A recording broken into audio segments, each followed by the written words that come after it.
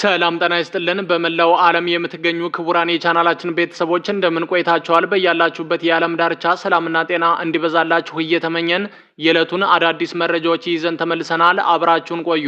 በዛሬው የመረጃ ሰዓታችን በትግራይ ክልል እየተካሄደ ያለው አስገዳጅ ወታደራዊ አፈሳ በአስቸኳይ እንዲቆም ሂውማን ራይትስ ዎች መጠየቁን፣ ነዳጅ የጫነችው የኢትዮጵያ መርከብ ከ4 ወራት ገደማ በኋላ ከሆርሙዝ ወሽመጥ ወጥታ ወደ ጅቡቲ ጉዞ መጀመሯን፣ የምስራቅ ጎጃም ሀገረ ስብከት በብፁዕ አቡነ ዘካርያስ ላይ ጠንካራ የተቃውሞ መግለጫ ማውጣቱን፣ እንዲሁም በሌላ አሳዛኝ መረጃ ከ2 ወር በኋላ በጋብቻ ለመቀላቀልና አዲስ ሕይወትን ለመጀመር ተስፋ ሰንቀው የነበሩት ጥንዶች ባልታሰበ የሞት ዜና መለያየታቸውን በተመለከተ ሁሉንም በዝርዝር ወደ እናንተ እናደርሳለን። እስከ መጨረሻው አብራችሁን ቆዩ። የምስራቅ ጎጃም ሀገረ ስብከት በብፁዕ አቡነ ዘካርያስ ላይ ጠንካራ የተቃውሞ መግለጫ አወጣ። ሰኔ 16 ቀን 2018 ዓ.ም የምስራቅ ጎጃም ሀገረ ስብከት ዋና ስራ አስኪያጅ፣ የወረዳ ቤተ ክህነት ሰራተኞች፣ የገዳማትና አድባራት አስተዳዳሪዎች እንዲሁም ሊቃውንተ ቤተ ክርስቲያናት በጋራ በመሆን በብፁዕ አቡነ ዘካርያስ ላይ ያነጣጠረ ባለ 7 ነጥብ የአቋም መግለጫ አውጥተዋል። ሀገረ ስብከቱ ሰኔ 16 ቀን 2018 ዓ.ም በይፋ ባሰራጨው በዚህ መግለጫ የአሁኑ የምዕራብ ጎጃም ሀገረ ስብከት ሊቀ ጳጳስ የሆኑት አቡነ ዘካርያስ በምስራቅ ጎጃም ሀገረ ስብከት መዋቅርና አስተዳደር ላይ ጣልቃ እየገቡ ነው ሲል በጽኑ ኮንኗል። የምስራቅ ጎጃም ሀገረ ስብከት በዋጣው ዝርዝር መግለጫ እንዳመለከተውም ብፁዕ አቡነ ዘካርያስ በሕገ ቤተ ክርስቲያን ከተሰጣቸው የስልጣን ክልል ውጭ በመውጣት በምስራቅ ጎጃም ሀገረ ስብከት ላይ በተደጋጋሚ ጣልቃ ገብነት እየፈጸሙ ይገኛሉ ብለዋል። በተጨማሪም ሊቀ ጳጳሱ በደብዳቤና በነጻ የማህበራዊ ሚዲያ ገጾች ፌስቡክን ጨምሮ በሚያስተላልፏቸው መልእክቶች የቤተ ክርስቲያንን አንድነት የሚንዱ የግል ጥቅምና ጥላቻን ያዘሉ ናቸው ሲል መግለጫው ወቅሷል።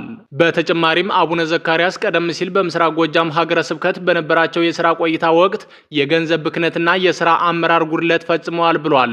በዚሁ መነሻነት በቅዱስ ፓትርያርክ ጠቅላይ ጽሕፈት ቤት ኦዲት ተደርጎ በተረጋገጠው መሰረት ከተጠየቁት 3 ሚሊዮን ብር ውስጥ 1.6 ሚሊዮን ብር የከፈሉ ቢሆንም ቀሪውን 1.4 ሚሊዮን ብር ከነወለዱ ለሀገረ ስብከቱ ገቢ እንዲያደርጉ የቅዱስ ሲኖዶስና ጠቅላይ ቤተ ክህነት ግፊት እንዲያደርጉላቸው ጠይቀዋል። መግለጫው አክሎም ሊቀ ጳጳሱ በቅዱስ ሲኖዶስ የተላኩትን 6 ሊቃነ ጳጳሳት የቀደሱትን የደብረ ኢየሱስ ገዳም ታሪካዊ ካቴድራል አይቆጠርም፣ እንደገና ይባረካል በማለት የጻፉት ደብዳቤና ጥቅምን በተመለከተ የሰጡት አቋም የቅዱስ ሲኖዶስን ውሳኔና መመሪያ የጣሰ ነው ብሏል። በዚህም ምክንያት የምስራቅ ጎጃም ሀገረ ስብከት መዋቅር መላው ጎጃምን፣ ካህናትን፣ ምዕመናንን ከብፁዕ አቡነ ቶማስ ጎን በመቆም የቤተ ክርስቲያንን ሰላምና ደህንነት ለመጠበቅ ቃል የገቡ ሲሆን ቅዱስ ሲኖዶስ በአቡነ ዘካርያስ ሕገወጥ በተባለ ድርጊት ላይ ተገቢውን የሕግና የሥርዓት እርምጃ እንዲወስድ ጥያቄውን አቅርቧል። ልብ ሰባሪው የሞት ዜና። ከ2 ወር በኋላ በጋብቻ ለመቀላቀልና አዲስ ሕይወትን ለመጀመር ተስፋ ሰንቀው የነበሩት ጥንዶች ባልታሰበ የሞት ዜና መለያየታቸው ተሰማ። እጮኛዋን በሞት የተነጠቀችው ወጣት በሐዘን የተሞላ የመሰናበቻ መልእክቷን በማህበራዊ ሚዲያ በኩል ይፋ አድርጋለች። ወጣቷ ሙሽራ በጻፈችው የሐዘን መግለጫም የሟች እጮኛዋን መልካም ስነ ምግባርና ለእሷ የነበረውን ፍቅር በቁጭት ገልጻለች። አክላም ያንተን ያህል የሚወደኝ የሚያከብረኝና በጸሎት የሚጠብቀኝ ቅን ሰው አጣሁ ስትል ስሜቷን ተናግራለች። በአጭር ጊዜ ውስጥ ለእሷ እውነተኛ ደስታን የሰጠ መሆኑን የጠቀሰችው ወጣቷ በጋራ ለመመስረት ያሰቡት ሕይወት በሞት መቋረጡን በሐዘን አስታውሳለች። በተጨማሪም የሟች እጮኛዋን በሰላም እንዲያረፍ መልካም ምኞቷን የገለጸችው ወጣቷ በልቧና በጸሎቷ ሁሌም እንደምትዘክረው በመግለጽ የመጨረሻ የፍቅር አደራዋን አስተላልፋለች። ወደ ቀጣይ መረጃችን አለፍን።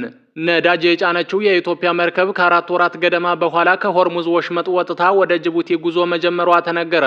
በሆርሙዝ ወሽመጥ በኩል መተላለፊያ አጥታ የነበረችው ኤምቪ ጊቤ የተባለችው የኢትዮጵያ የጭነት መርከብ ጉዞ መጀመሯን የኢትዮጵያ የባህር ትራንስፖርትና ሎጂስቲክስ አስታወቀ። በየካቲት መጨረሻ የባህረ ሰላጤው ጦርነት መጀመሩን ተከትሎ ኢራን የሆርሙዝ ወሽመጥን በመዝጋቷ መርከቧ 4 ወራት ለሚጠጋ ጊዜ ቁማ እንደነበር የተቋሙ ማርኬቲንግ መምሪያ ኃላፊና የኮሚኒኬሽን ተወካይ ኃላፊ የሆኑት አቶ ደምሰው በንቲ ለቢቢሲ ተናግረዋል። አቶ ደምሰው እንደተናገሩት መርከቧ ከተባበሩት አረብ ኤሚሬቶች ሻርጃ ወደብ በመነሳት ጉዞ የጀመረችው አሜሪካና እስራኤል ኢራን ላይ ጥቃት መፈጸም በጀመሩበት የካቲት 21 2018 ዓ.ም ነበር ብለዋል። 23 መርከቦችን ይዛ የነበረችው መርከብ የሕክምና መሳሪያዎችንና ፍራፍሬዎችን ጨምሮ የተለያዩ ኮንቴነራይዝድ የሆኑ ጭነቶችን ይዛ እንደነበርም ገልጸዋል። አክለውም ከዚያ ጊዜ ጀምሮ አጋጣሚ ክስተቱ ሲፈጠር በዚያው ቦታ ላይ ልትቆም ተገዳለች ያሉት የኮሚኒኬሽን ኃላፊው 4 ወራት ሊሞላት ምናልባትም 3 ወይንም 4 ቀናት ቀርቶ እንደነበር አስታውሰዋል።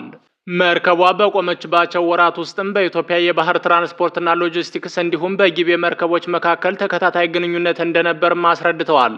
ግንኙነታችን አልተቋረጠም፣ በየጊዜው እንገናኛለን። የሚያስፈልጋቸውን ነገሮች በወቅቱ ይዘው ነበር የወጡት፣ ግን እንደ አስፈላጊነቱ ደግሞ በአስፈላጊ ጊዜ አስፈላጊውን ነገር እንዲያገኙ ስናደርግ ነው የቆየነው ሲሉም አብራርተዋል።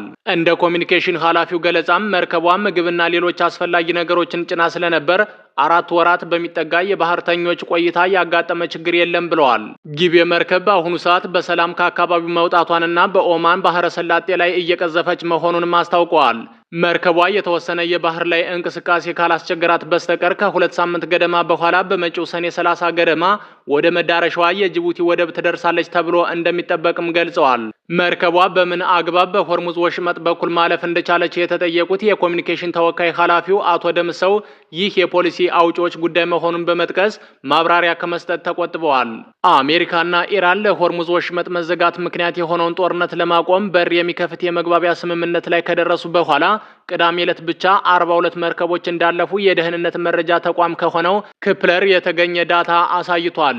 ከዓለም የነዳጅና የተፈጥሮ ጋዝ ውስጥ 20 በመቶ የሚጓጓዝበት ሆርሙዝ ወሽመጥ ከመዘጋቱ በፊት በየቀኑ 138 ገደማ መርከቦች ይተላለፉ ነበር። ኢራን ወሽመጡን ከዘጋች በኋላ ደግሞ 1150 የጭነት መርከቦችና ከ20 በላይ የመርከብ ሰራተኞች ለወራት ቆመው ለመጠበቅ ተገደዋል። በመጨረሻም የኢትዮጵያ መርከብ ከ4 ወራት ገደማ በኋላ ከሆርሙዝ ወሽመጥ ወጥታ ወደ ጅቡቲ ጉዞ መጀመሯን አስታውቀዋል። ወደ ቀጣይ መረጃችን አለፍን።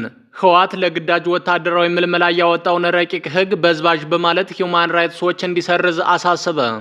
የሰብአዊ መብት ተሟጋቹ ሰኔ 16 ቀን 2018 ዓ.ም ባወጣው መግለጫም ህወሓት ረቂቅ አዋጁን ያወጣው በፌዴራል መንግስቱ የተሾሙ የክልሉ አስተዳዳሪዎችን ከስልጣን አውርዶ ከኤርትራ ብሔራዊ ውትድርና አገልግሎት ጋር የሚመሳሰል አፈሳ ከጀመረ በኋላ ነው ብሏል።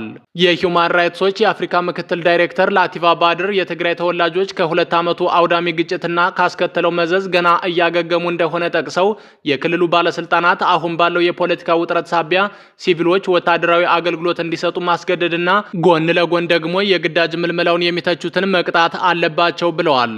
የትግራይ ህዝብ ህልውናና ደህንነት ለማረጋገጥ የትግራይ ብሔራዊ ክልላዊ መንግስት ያወጣው አዋጅ በሚል ርዕስ የተዘጋጀው ረቂቅ ሰነድ በክልሉ ምክር ቤት እንደሚጸድቅ ቢቢሲ ትግረኛ ከምንጮቹ ያገኘው መረጃ ይጠቁማል። በረቂቅ አዋጁ የመጀመሪያ ክፍል አንቀጽ 5 ላይ እድሜና ጤናው የሚፈቅድለት ማንኛውም የትግራይ ተወላጅ የክልሉ መንግስት የሚያቀርብለትን የክተት ጥሪ ተቀብሎ የመሳተፍ ብሔራዊ ግዴታ እንዳለበት ይገልጻል። በሶስተኛ ክፍል ደግሞ የወንጀል ተጠያቂነት በሚለው የረቂቅ ህግ ክፍል ስር በትግራይ ጦርነት ውስጥ ለመቀላቀል ወይንም ለመዋጋት ፈቃደኛ ያልሆነ ማንኛውም ሰው በደጀን ወይንም በግንባር ግዴታውን እንዲፈጽም ጥሪ ቀርቦለት ያልተቀበለ ከሆነ ከ100,000 እስከ 500,000 ብር ተቀጥቶ ግዴታውን እንዲፈጽም ይደረጋል ሲል ይደነግጋል። በትግራይ እየተካሄደ ያለውን የግዳጅ ወታደራዊ ምልመላ በፈጠረው ስጋት ምክንያት በርካታ ወጣቶች ከክልሉ እየወጡ ወደ ቀሪው የኢትዮጵያ ክፍል እየሸሹ ሲሆን ሌሎች ደግሞ እዚያው ተደብቀው እንደሚገኙም ተናግረዋል። ክቡራን አድማጮች በዛሬው የመረጃ ሰዓታችን ወደ እናንተ ለማድረስ የያዝናቸው መረጃዎች እነዚህ ነበሩ። ቀጣይ ደግሞ በሌላ መረጃ ደግመን እስከምንገናኝ ድረስ በያላችሁበት የዓለም ዳርቻ ሰላም ሁኑ። ለዛሬ እዚህ ላይ አበቃን። መልካም ቀን ተመኘን።